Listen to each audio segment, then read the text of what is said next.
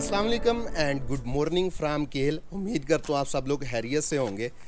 आज है जी 29 मार्च, 28 रमज़ानुल मुबारक और हफ्ते का दिन है। ईद को 1-2 दिन रह गए हैं, तो मैंने कहा चलें आपको केल और अड़ंग केल की लेटेस्ट जो है वो इन्फॉर्मेशन देते हैं। बेसिकली मैं आना तो पहले ही चाह रहा था कि ईद से कोई 5-6 दिन पहले आके तो पहले व्लॉग अपलोड कर दूं, ताकि जो लोग ईद पे प्लान कर रहे हैं अड़ंग केल का वादी नीलम का, उनके पास लेटेस्ट जो है इन्फॉर्मेशन हो। लेकिन यहाँ पे पिछले 2-3 दिन मुसलसल बारिश थी, तो मैं कल तकरीबन असर के वक़्त यहाँ पे पहुँचा हूँ। और पिछला व्लॉग जो मैंने मुजफ्फराबाद से लेके यहाँ तक केल तक बनाया, वो भी आप देख सकते हैं। कारपेट रोड जो है तकरीबन केल तक बन गई है, बीच में 7-8 किलोमीटर जो है वो बस रोड रह गई है जो बनने वाली है। तो अभी मैं केल में मौजूद हूँ। काफ़ी ठंड है, आपको नज़र आ रहा होगा मैंने कोई 3-4 जैकेटें पहनी हुई हैं। और ये मेरे पीछे जो है अड़ंग केल है, इसकी पहाड़ों की सफ़ेदी आपको नज़र आ रही है। तकरीबन परसों रात अड़ंग केल में अच्छी खासी स्नोफॉल हुई है। तो अभी मैं अड़ंग केल ही जा रहा हूँ और इस वक्त मैं केल में किलाज रिज़ॉर्ट के सामने खड़ा हूँ। यहाँ पे मैंने स्टे किया है। होटल्स यहाँ पे अभी ओपन हो रहे हैं क्योंकि सर्दियों में बंद थे। ये अपने बिस्टर्स को, अपनी चीज़ों को धूप लगवा रहे हैं और बस होटल्स आप लोगों के लिए रेडी कर रहे हैं। आप लोग केल में आते हैं तो ये किलाज रेस्टोरेंट है, यहाँ पे रुकें। अच्छा रेस्टोरेंट है, फैमिली वाला भी है। अगर आप दोस्तों के साथ आ रहे हैं तो भी यहाँ पे स्टे कर सकते हैं। मैं मेरे ख्याल से पहला टूरिस्ट हूँ केल में ये इस सीज़न का जो रुका हूँ। मेरे अलावा कोई टूरिस्ट नहीं है। तो रात को तकरीबन -8 तक गया है टेम्परेचर। आप अगर आ रहे हैं तो गर्म कपड़े लेके आएँ, क्योंकि आने वाले भी हफ्ता 10 दिन तक जो है टेम्परेचर काफ़ी लो रहने वाला है। तो अभी यहाँ से अड़ंग केल के लिए निकलते हैं। पहले मैं आपको केल बाज़ार थोड़ा सा दिखाता हूँ और फिर अड़ंग केल की तरफ चलते हैं। ये हैं जी केल बाज़ार के हालात। 29 मार्च 2025 और 28 रमज़ानुल मुबारक का दिन है। बर्फ़ है साइडों पे, जैसे कि मैं पहले भी दिखा चुका हूँ। और यहाँ पे भी गेस्ट हाउस और होटल्स वगैरह बस ओपन हो रहे हैं। जो लोग गए हुए थे वापस अपने आबाई घरों में, वो वापस आ रहे हैं इधर, होटल्स को ओपन कर रहे हैं। टूरिस्ट आपको कोई भी नज़र नहीं आएगा मेरे अलावा। कल का मैं आया हुआ हूँ, मुझे अपने अलावा कोई टूरिस्ट नज़र नहीं आया। शायद कोई आया हो, लेकिन मुझे कोई नज़र नहीं आया अभी तक, क्योंकि ईद में 1 या 2 दिन रह गया पीछे।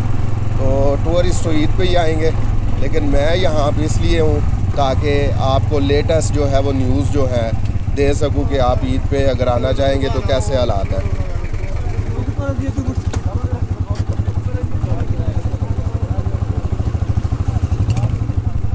अस्सलाम वालेकुम भजन, ताऊ बाट के क्या हालात हैं आजकल? नहीं, जीप जा रही है सवारी वाली भी और टूरिस्ट वाली भी, मुकम्मल रास्ता ओपन हो गया और बाइक भी जा रहा है आजकल। तो जीप क्या रेंट ले रही है? 14,000। ठीक होगा। रात रहने का या दिन में आने जाने का? दिन में आने जाने का और रात रहने का 17,000।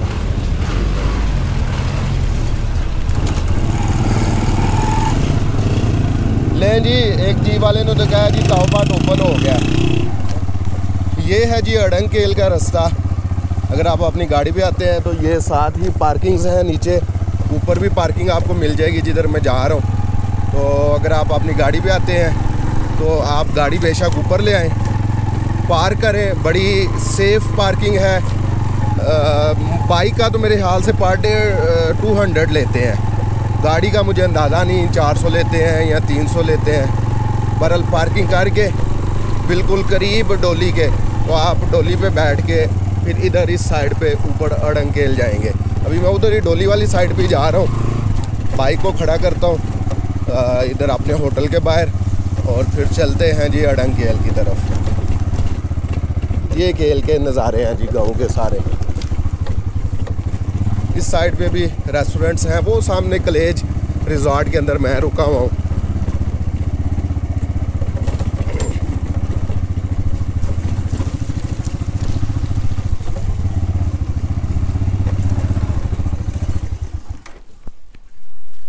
चलें जी, रिजॉर्ट से निकलते हैं।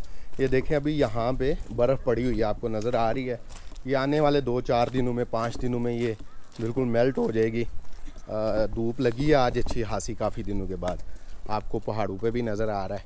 और ये सामने अभी तो सूखा पड़ा हुआ है, लेकिन इंशाल्लाह हफ्ते 10 दिन, 15 दिन, 20 दिन तक यहाँ पे हर तरफ सब्ज़ा होगा, ग्रीनरी होगी।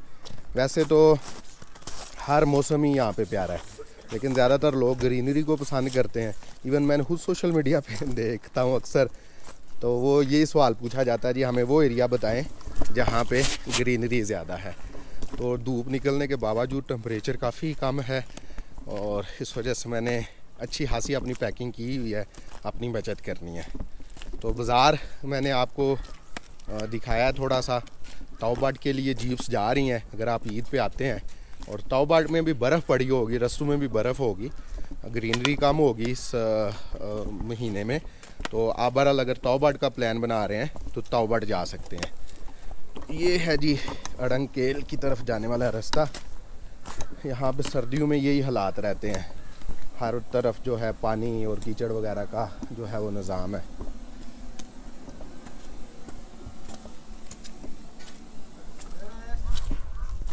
तो वो डोली की आपको लाइनें नज़र आ रही हैं।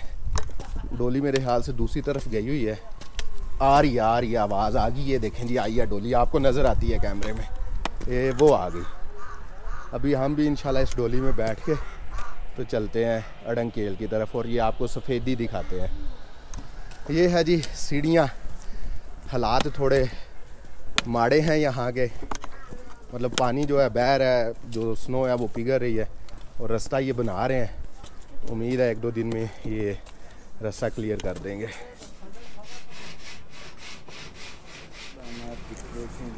अच्छा, ये ईद पे भी इतनी ही रहेगी टिकट? टिकट तो ये सरकारी होता है, ये अच्छा, जब वो आगे से चेंज होगी तो फिर चेंज हम भी करेंगे। ये है जी मेरे चैनल का माई ट्रैवल, मेरे सफ़रनामे। ठीक है। ये जी क्या पता, 280 रुपये की टिकट है एक बंदे की, और पहले आपको आर्मी चेक पोस्ट पे अपनी एंट्री करवानी पड़ेगी, वहाँ से टोकन लेना पड़ेगा, और फिर 280 रुपये की टिकट लेके आप अड़ंगकेल जा सकते हैं। लें जी, डोली आ गई है, बारी हमारी आ गई है, सर सब्ज़ कश्मीर। तो अभी चलते हैं जी। वालेकुम अस्सलाम।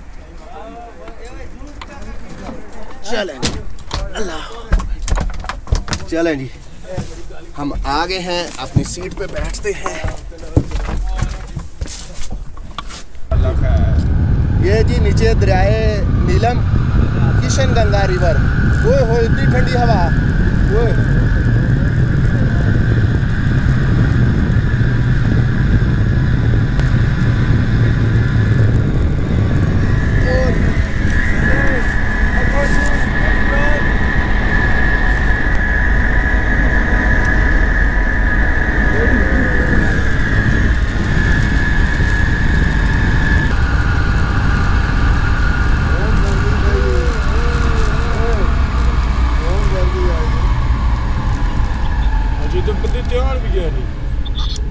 लें जी, यहीं तक का हमारा सफ़र था डोली का। आराम से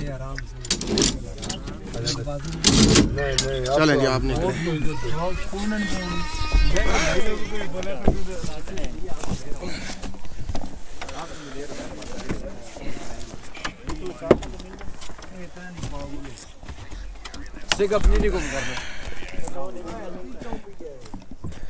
चलें जी, चलते हैं, हाइकिंग स्टार्ट करते हैं। ट्रैक स्लिपरी है तो देख के जाना पड़ेगा जी। तकरीबन आधा घंटा 40 मिनट लग जाएंगे ऊपर पहुंचते हुए। अच्छा जी, ये देखें जी, यहाँ पे ये अभी सफ़ेदी है, ये इन्होंने रस्सी लगाई हुई है साथ साथ ट्रैक के, ताकि आप इसको पकड़ के चलें, क्योंकि ट्रैक काफ़ी स्लिपरी है। यहाँ तो आपके शूज़ अच्छे होने चाहिए जो कि ग्रिप कर सकें, या फिर शूज़ को ग्रिप करने के लिए एक अलग से ना चेन मिलती है, शूज़ के साइज़ की ऑनलाइन मिल जाती है। आप अगर वो साथ लेके आते हैं तो फिर आपका जूता स्लिप नहीं करेगा। हैरियत से पहुंच जाए हैं? मैं आधे से लौट आया हूँ। क्यों? वो मेरे भाई को चोट लगी थी। अच्छा, उसको मरने के जरिए वापस भेज दिया। ज़्यादा चोट लगी है? कंधा थोड़ा क्रेक हुआ है। चलें, अल्लाह पाक खैर करे। स्लिप हुआ है बंदा? हाँ, 2 बंदे हमारे ऊपर चले गए, वो घूम के आ जाएंगे वापस। हम 4 बने थे। चले किस सिंध से हैदराबाद। हैदराबाद। तो अभी तक इधर ही रुकेंगे? हाँ जी हाँ जी हाँ जी। चले।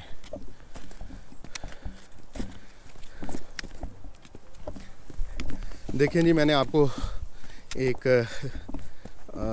बता भी दिया और दिखा भी दिया। बंदा गिरा है, स्लिप हुआ है इस स्नो से, तो उसको कंधे पे लगी है।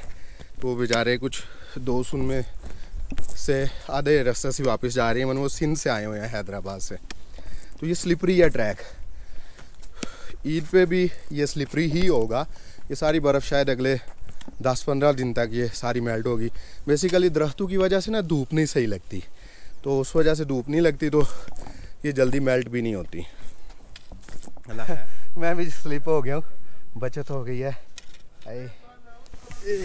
बेड़ा गर्क पीछे से युवा होगा, बाकी बचत हो गई है। गिरा हूँ, लो जी स्टिक भी गई है। वो भाई ये स्टिक पकड़ लाना यार, स्टिक भी नीचे भाग गई है। देखभाल के आना चाहिए जी। अंकल की फुर्तियाँ चेक करेंगी। ओए अंकल जी देख के, अंकल जी देख के ना रिड़ो, मेहरबानी करो ना साउंड डराओ। बचत हो गई है।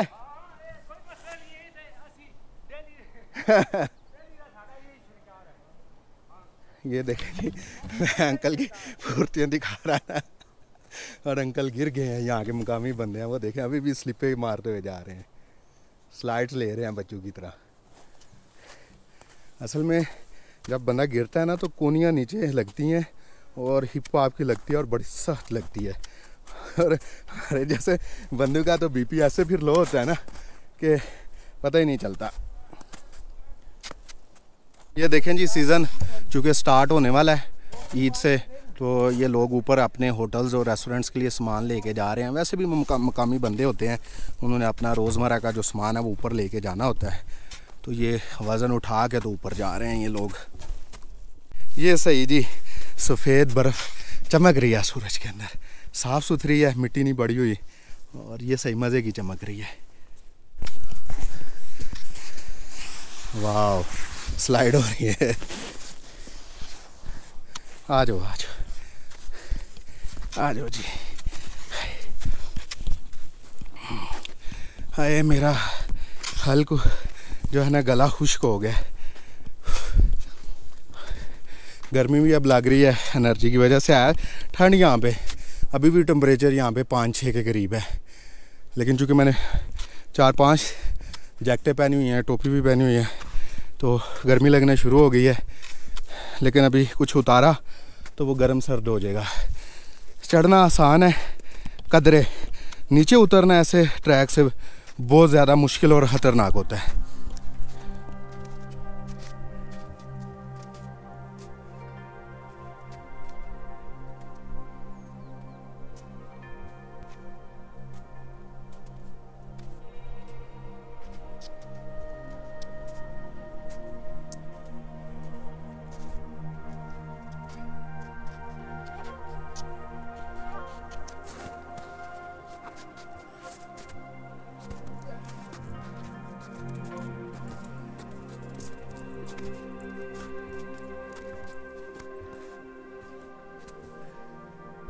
लें जी, अल्लाह अल्लाह खैर के पहुंच जाए हैं। यहाँ पे देखें कितनी फ्रेश स्नो पड़ी हुई है, साफ़ सुथरी चमक रही है। और ये देखें जो स्नो पिघल रही है, और अब ये पानी जो है बन के तो नीचे जा रहा है। काश मुझे यहाँ पे ड्रोन उड़ाने की इजाज़त मिले तो चस आ जाए, लेकिन मिलती नहीं है। बड़े तरले किए हैं नीचे, बड़े फ़ोन भी करवाए हैं परमिशन लेने के लिए, वो साफ़ मना कर देते हैं क्योंकि मेरे पास कुछ तगड़ा रेफरेंस नहीं है। चलें जी, अड़ंकेल गांव के अंदर एंटर हो रहा हूँ। मेरे अलावा कोई 5-6 टूरिस्ट हो रहे हैं यहाँ पे बस। वो मेरे ख्याल से जेलम, हाँ जेलम जो है ना तहसील पिंड दादनहान, उस साइड से आए हुए हैं। मैंने भी रिसेंटली पिंड दादनहान का एक व्लॉग किया था, किला नंदना का। ये देखें जी, वेलकम टू अड़ंकेल।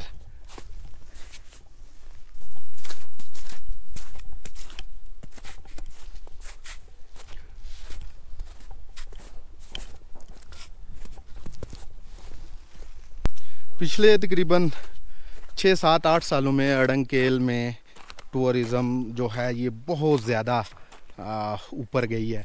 यहाँ पे आपको जितने ये ये नज़र आ रही हैं ना, ये इमारतें, ये बिल्डिंगें लकड़ी की बनी हुई, ये सारे होटल, रिज़ॉर्ट्स, रेस्टोरेंट्स हैं। यहाँ पे इवन लोगों ने अपने घरों को होटल्स और रेस्टोरेंट्स में, रिज़ॉर्ट्स में तब्दील कर दिया है, क्योंकि यहाँ पे सीज़न के अंदर, मौसम गर्मा के अंदर और ईद में बेशुमार जो हैं वो टूरिस्ट आते हैं और ये जगह पैक हो जाती है फुल। और उस वजह से इसकी जो नेचुरल सीन थे अरंगेल को, उसको काफ़ी नुकसान पहुंचा है। दरख्त काटे गए हैं और जो सीनरी थी असल वो ख़त्म हो गई है। क्योंकि मैं आज से कुछ 6-7 साल पहले भी एक दफ़ा आया था यहाँ पे, तब के और आज के अरंगेल में बहुत ज़्यादा फ़र्क है। तो गंद भी है, चूँकि जितने टूरिस्ट आते हैं उनकी उतनी ज़रूरियात होती हैं, वो चीज़ें इस्तेमाल करते हैं। तो मैनेजमेंट कम है और बहरहाल टूरिज़म अच्छी है यहाँ पे। अभी मैं आगे जा रहा हूँ, वॉक कर रहा हूँ, ऊपर जाता हूँ थोड़ा सा अरंगेल की आगे वाली साइड पे, ताकि आपको गांव का पूरा सीन दिखा सकूँ। आप ईद पे आना चाह रहे हैं या ईद के बाद आना चाह रहे हैं तो आपको ये व्लॉग जो है इंशाल्लाह काफ़ी हेल्प करेगा।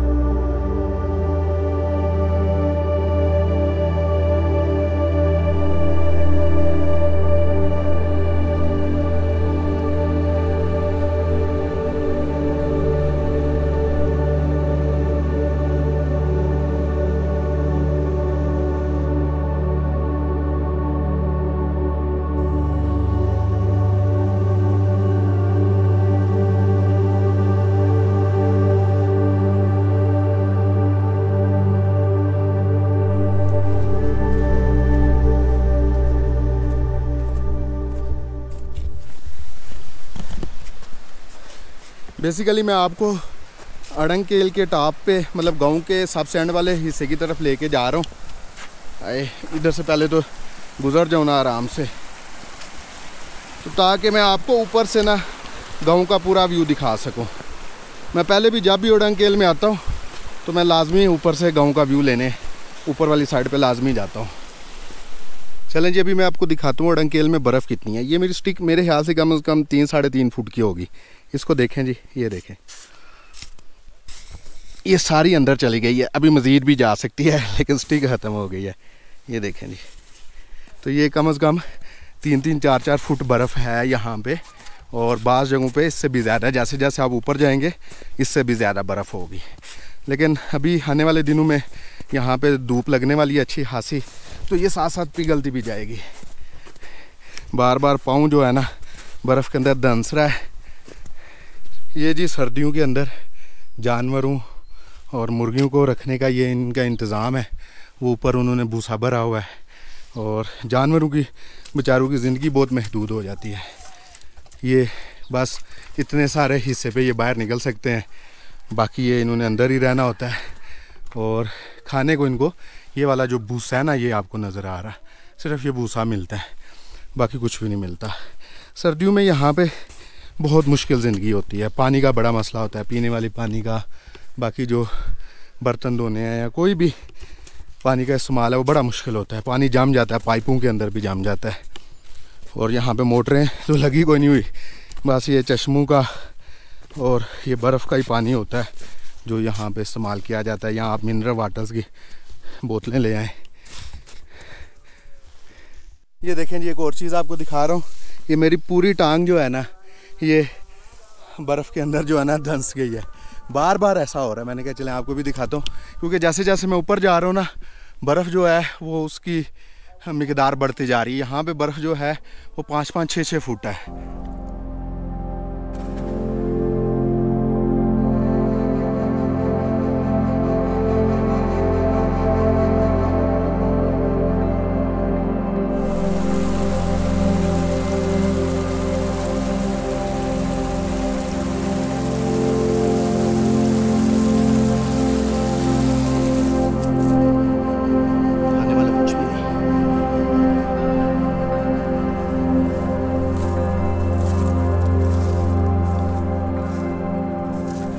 मज़ीद ऊपर जाना मेरे लिए काफ़ी मुश्किल हो रहा है, क्योंकि पूरी टांगे जो हैं वो बर्फ़ में दंस रही हैं। मैंने आगे आपको दिखाया भी है।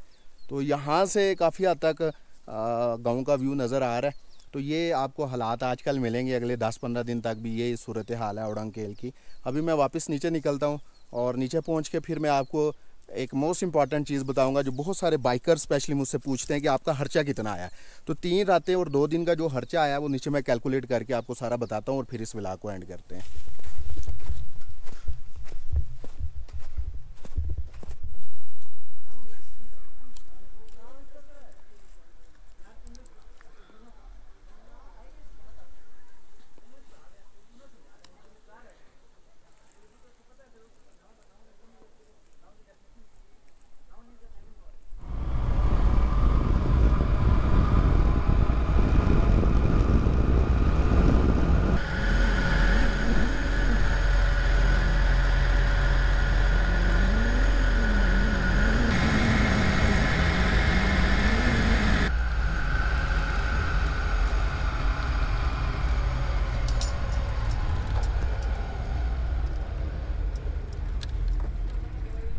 अच्छा जी, वापस मैं केल पहुंच आई हूँ उड़न केल से। रास्ते में 10 दफ़ा कम से कम गिरा हूँ। स्लिपरी ट्रैक है। आप जब आएँ तो यहाँ से साक्स मिलती हैं 40-50 रुपए की, वो खरीद के तो अपने जूते के ऊपर चढ़ा लें तो इंशाल्लाह आप स्लिप नहीं होंगे। दूसरी बात ये है कि मोस्ट इम्पॉर्टेंट हिस्सा है इस वीडियो का कि मेरा कितना खर्चा हुआ है इस टूर के दौरान। तो मैंने अब जलालपुर जट्टा से यहाँ पे केल तक और फिर उड़न केल तक जो है वो सफ़र किया है और यहाँ तक जो बाइक का डिस्टेंस बना है वो तकरीबन 500 किलोमीटर बना है और उसमें मेरा तकरीबन 2800-3000 रुपये का पेट्रोल एक साइड का खर्च हुआ है और जाते हुए भी इतना ही पेट्रोल लगेगा। तो टोटल पेट्रोल का खर्चा हो गया 6000 रुपये। और बाइक मेरे पास यामाहा 125 है, 20 मॉडल है। आपने अगर अपने पेट्रोल की या अपने गाड़ी की कैलकुलेशन करनी है तो सिंपल सी बात है, अपनी गाड़ी की या बाइक की एवरेज देख ले क्या दे रही है आपको, और दूसरा आप ये देख ले कि आपकी सिटी से यहाँ तक का डिस्टेंस कितना बनता है, तो आपको पेट्रोल का खर्चा पता चल जाएगा। दूसरा मेरा खर्चा था यहाँ पे स्टे का। तो एक रात मैंने मुजफ्फराबाद गुजारी और एक रात मैंने यहाँ पे गुजारी, तो इसका भी 3000 रुपये मेरे लगा है। 1000 रुपये मैंने मुजफ्फराबाद दिया था और 2000 रुपये यहाँ पे। 3000 रुपये मेरा होटलिंग का आ गया और 3000 रुपये मेरा खाने पीने का आ गया। एक बात याद रखिएगा, ये ना हो कि आप कहें कि जी आप 5 लोग आ रहे हैं और आप 5 लोगों को भी 1000 रुपये में कमरा मिल जाए, तो ऐसा नहीं होता। मैं चूँकि अकेला हूँ, सोलो ट्रैवल करता हूँ, तो वो फिर होटल्स वाले एक बंदे को थोड़ा मुनासिब सा कमरा दे देते हैं। कमरे मैं हमेशा वैसे अच्छे लेता हूँ। तो तीसरा खर्चा खाने का 3000 लगा मेरा, तो ये सारा मिला के 12000 हो गया। और 1000 रुपये एक्स्ट्रा है जिसमें मैंने कोई थोड़ी सी मेडिसिन ली, या डोली का मैंने ये किराया दिया 280 रुपये, या रास्ते में मैंने यहाँ की लोकल सिम जो है एस्कॉम उसका पैकेज 300 रुपये का करवाया था, तो 1000 रुपया ये लगा ले। तो टोटल मेरा 13000 रुपये में इंशाल्लाह ये टूर मुकम्मल होगा वापस घर तक। तो आप अगर ज़्यादा दोस्त आ रहे हैं, 5-6 दोस्त आ रहे हैं गाड़ी पे या बाइक्स पे शेयरिंग के साथ, तो आपके भी 7-8-10 हज़ार रुपये लगेंगे अगर आप 3 दिन का टूर कर रहे हैं। तो मैंने लेटेस्ट अपडेट आपके साथ शेयर की। इसके अलावा भी अगर आपका कोई क्वेश्चन हो तो आप मुझसे पूछ सकते हैं। यूट्यूब पे मेरे इंस्टाग्राम का बटन जो है मौजूद है। और मैं अभी यहाँ से वापस नहीं कर रहा हूँ। इलाज रेस्टोरेंट में मैं रुका हुआ था, मैंने मिला के स्टार्ट में भी बताया। ये बिल्कुल उड़न केल की जो डोली जा रही है वो पीछे नज़र भी आ रही है मुझे, अभी डोली गई है, तो उसके बिल्कुल साथ ये रेस्टोरेंट है और होटल है। तो मैं बस अभी यहाँ से निकलने लगा हूँ। उम्मीद है इंशाल्लाह सहरी के वक्त तक मैं अपने घर पहुंच जाऊंगा। तो इंशाल्लाह आपसे अगले किसी व्लॉग में मुलाकात होगी। तब तक के लिए मुझे इजाज़त दें। अल्लाह हाफिज़।